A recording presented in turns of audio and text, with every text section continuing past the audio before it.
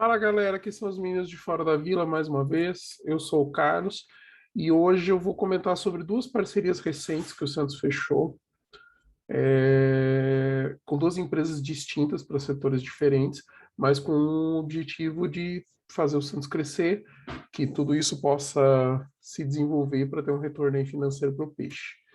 Então, a primeira das parcerias que eu quero comentar é uma parceria para ganhar sócios e recuperar sócios do Santos que estão distantes. Então, o Santos fez a parceria com uma empresa que trabalha com o Palmeiras, que é a End-to-End.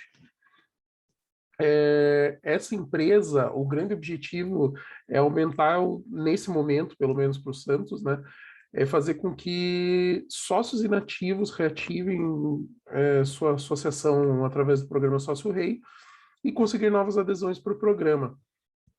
Então, é feita uma recuperação da base através de iniciativas de CRM. O CRM é uma sigla que significa, em português, gerenciamento do relacionamento com o consumidor.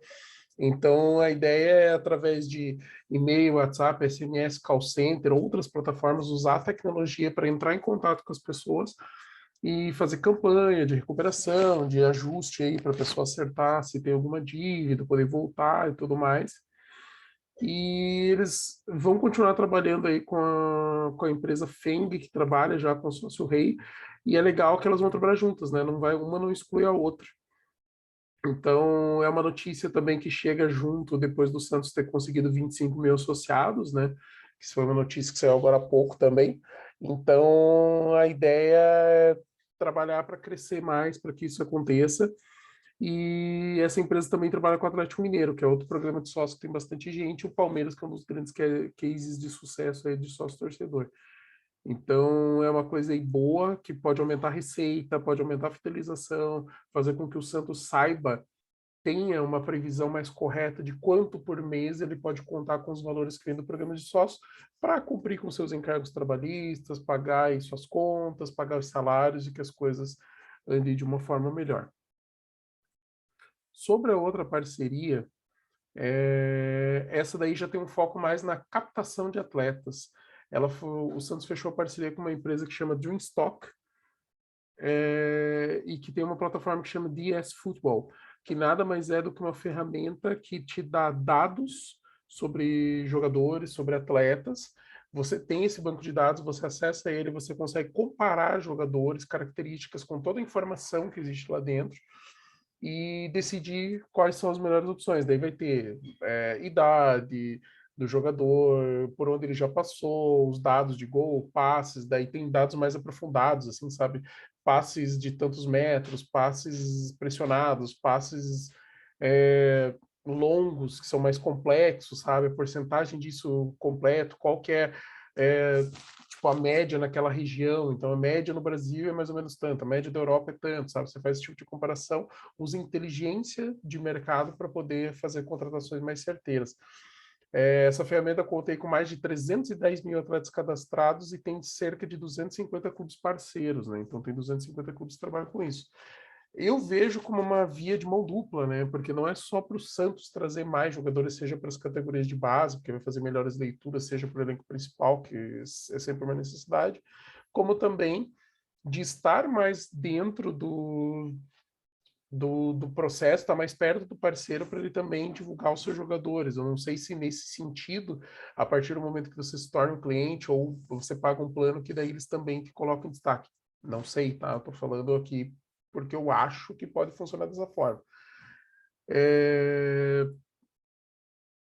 O importante é que o Santos está pensando em fortalecer, é importante para a equipe, e coincidiu dessa parceria ser fechada um pouquinho, mais ou menos na mesma época, que saiu uma matéria especial no Globo Esporte falando do raio-x da base do Santos. Por que o Santos ainda revela muito jogador, mas está ganhando muito menos títulos e dinheiro?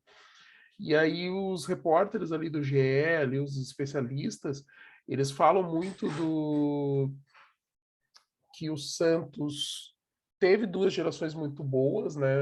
A primeira de Diego e Robinho, e depois Ganso e Neymar, então foram duas gerações nesse século, muito fortes, muito boas, mas que depois disso as taças sumiram e que o dinheiro que o Santos ganhava, que era maior, começa a ficar menor por conta das vendas serem menores também. E aí eles apontam que entre 2010 e 2015, o Santos ganhou 2 títulos da Copa São Paulo, um da Copa do Brasil Sub-20 e ganhou títulos estaduais no Sub-13, 15, 17 Sub-20. Então, em todas as categorias o Santos levou título estadual. E em 2015 o Santos ainda fez um feito inédito, que foi chegar à final do estadual em todas as categorias. Ganhou só o Sub-13, mas chegou em todas, que foi uma façanha, né? Nenhum time tinha conseguido. E em 2015 nesse time do Sub-13 tinha o Ivonei, tinha o Sandro, tinha o Derek, o Renier, o Pirani, o Marcos Leonardo, o Caio Jorge e o Giovani, que ia ser menos conhecido, que estava no Ajax.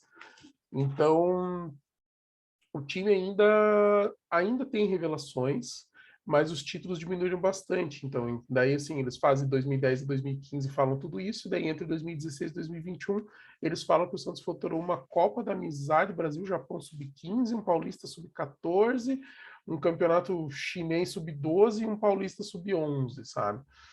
Então, eles fizeram levantamento, conversaram com ex-presidentes, conversaram com o Andrés Rueda, conversaram com ex-técnicos do Sub-20. Então, tem muita coisa nesse sentido que é trabalhado nesse texto. Então, eles falam que uma das coisas muito importantes é que mudou muito o comando, né, das categorias de base. E aí passa pelas questões políticas do Santos. Como o Santos tem problemas políticos muito grandes, é sempre conturbado, as coisas não são tão simples, os jogadores os técnicos, a comissão técnica, ela muda muito. Então, muda-se o presidente, ele derruba alguns nomes, coloca nomes de confiança dele, começa-se uma metodologia com outros objetivos do zero.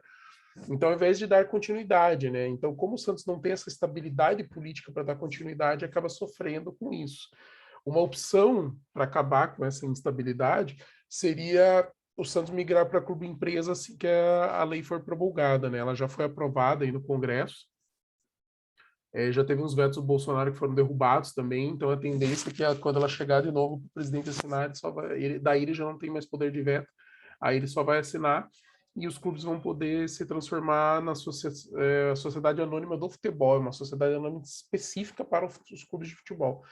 E com isso o Santos teria que ser administrado de uma forma mais profissional. E aí envolve menos política, né? E envolvendo menos política, a tendência é você ter uma estabilidade maior.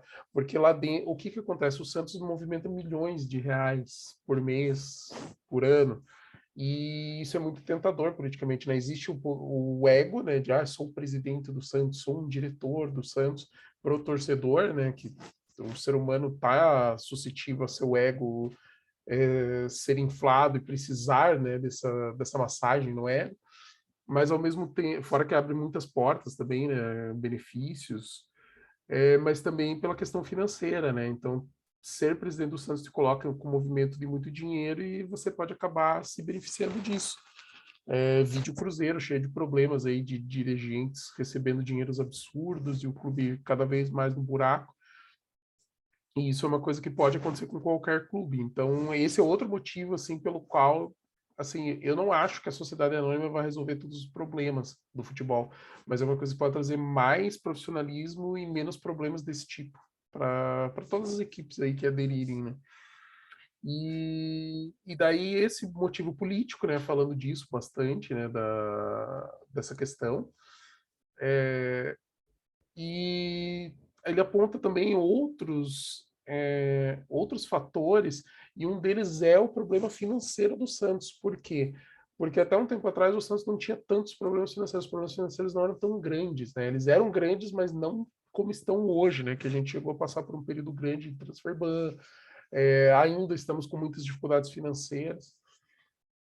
Por quê? Porque os treinadores das categorias menores já trabalham sabendo que tem que formar um jogador não no tempo normal de desenvolvimento, dá tempo para ele crescer, desenvolver, amadurecer, mas ele tem que ser desenvolvido antes, porque o time principal precisa vender esse jogador, porque o Santos Clube precisa vender esse jogador e o time de cima começa a precisar de jogadores.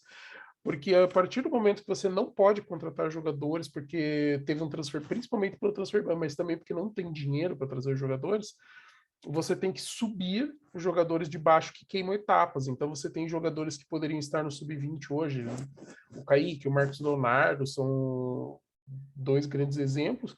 eles sobem antes, então eles queimam etapas e acabam não tendo a maturação inteira, o processo de maturação completo. E com isso, você faz um efeito cascata em todas as categorias de base. Então, a partir do momento que o time principal está precisando e começa a trazer jogadores de baixo, o time do sub-20 precisa desses jogadores, puxa do sub-17, o sub-17 puxa do 15, o 15 do 13, e com isso as equipes ficam enfraquecidas, né? Porque daí tem jogadores que estão em fase de maturação menor, que têm a idade física menor, tem não estão ainda na hora certa para jogar aquele campeonato, mas pela necessidade sobem, e aí o Santos entra com umas equipes que são naquele momento mais enfraquecidas, então por consequência perde mais jogos, ganha menos títulos, o que também desvaloriza os jogadores, porque quando ele vai ganhando títulos, vai se destacando, isso vai marcando ali o histórico dele, o currículo dele, para ele apresentar para esses times europeus que têm interesse. Então é uma sequência assim de uma coisa leva a outra que é muito pesado, sabe? E daí os problemas financeiros também acarretam no Santos perder jogadores. A má gestão também de base é um problema, porque daí você acaba demorando muito para renovar contrato com o jogador acaba se destacando um pouco mais, acaba tendo mercado de outras equipes que estão de olho, aí ele sai. Então foi o caso do próprio Giovani, que eu falei ali, ele é do Ajax. Eu nem conhecia o Giovani até eu ler essa matéria. A gente pode falar do Yuri Alberto, que saiu para o Inter. Então, o próprio Robson Bambu, que era um jogador que se destacava, foi para o Atlético Paranaense, hoje está na França. Então, são jogadores que a gente vai perdendo por causa do mau gerenciamento e também por causa desse problema financeiro, que aí o jogador ele se destaca, o Santos não tem como renovar, ele acaba saindo de graça para algum time ou para um valor muito menor. E são muitos problemas aí para tentar resolver, né? Então, hoje, a gente falando dessa parceria aí para captação, eu já puxei esse assunto do problema da base porque é uma coisa que precisa ser melhor trabalhada, melhor gerida.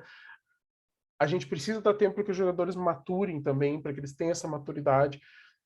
Uma das coisas que a matéria do GE coloca é tipo quanto que o Santos ganhou com algumas transferências, né? Então o Gabigol foi por 18 milhões de euros, o Thiago Maia por 14, o Rodrigo foi por 40.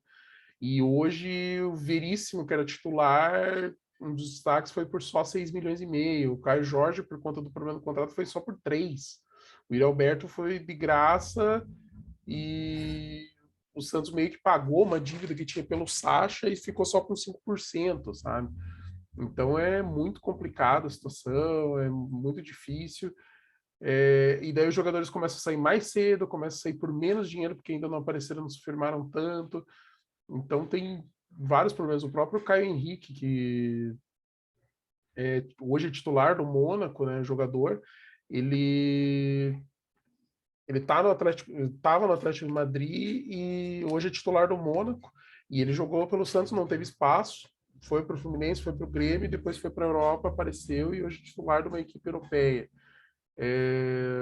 A mesma coisa, o zagueiro Kaique Rocha era titular das zagas do Santos das categorias de sub-15 e sub-17 e aos 18 anos foi para a Sampdoria e hoje está no Inter aqui de Porto Alegre. E o Giovani está no Ajax, como eu tinha dito. Então, assim, o próprio Claudinho, né? O Claudinho que saiu da base do Santos, ficou no Corinthians, não teve espaço, foi para o Bragantino, chegou à seleção brasileira e está no Zenit da Rússia, né? Então tem muita coisa assim para a gente analisar, para a gente verificar que faz muita diferença, faz muito problema que a gente causa muitos problemas que o Santos não consegue sair desse momento. É lógico, melhorando a parte administrativa fora de campo, que o Santos tem uma tranquilidade financeira maior, a tendência é que esses problemas vão diminuindo aos poucos, porque daí não precisa mais ficar queimando a etapa de jogador, não precisa vender jogador tão rápido, o time vai ter esse tempo de maturidade. Isso é uma coisa que, por exemplo, o Grêmio trabalha com essa questão da maturidade do jogador, que o jogador ele sobe para o time principal, a menos que ele seja muito fora da curva e queime etapas de forma natural, ele sobe o jogador um pouco mais tarde, em vez de subir o jogador com 18, 19, 20, ele sobe com 22, 23, sabe? É um jogador que já jogou um pouco mais, teve aquele tempo de maturação, porque tem jogador que realmente matura mais depois, tem jogadores que mais cedo eles já acabam amadurecendo e outros não.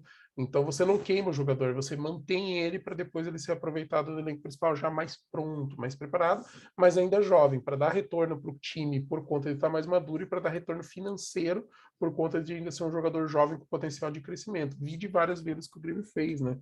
Vendendo o Everton Cebolinha, é o caso mais, talvez o mais famoso, né? Porque é um jogador que já defende seleção. Então, existem muitos pontos que o Santos precisa melhorar.